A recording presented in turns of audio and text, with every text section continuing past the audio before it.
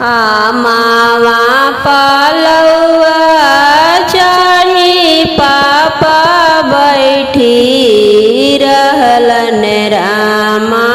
धियवा लगी पापा लड़े लगलन रामा धियवा लगी चाचा लड़े लगलन राम लड़ता लड़ता बिनु सरा भेलै राम तैयो धियावा हेराइयो गेलन रामा तैयो धियावा हेराइयो गेलन राम जागी सोइहा जागी सोइहा अपन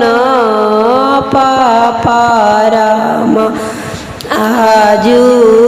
माड़ावा में चोरी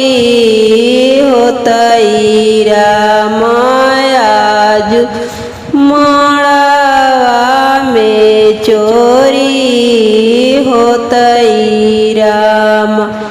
सारी संपत्तिया पापा जी घरवे हवा राम दुलारी धिया कैसे चोरी होलन राम दुलारी धियावा कैसे चोरी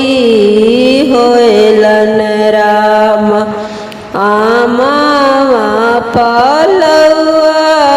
चढ़ी भैया बैठी रहलन राम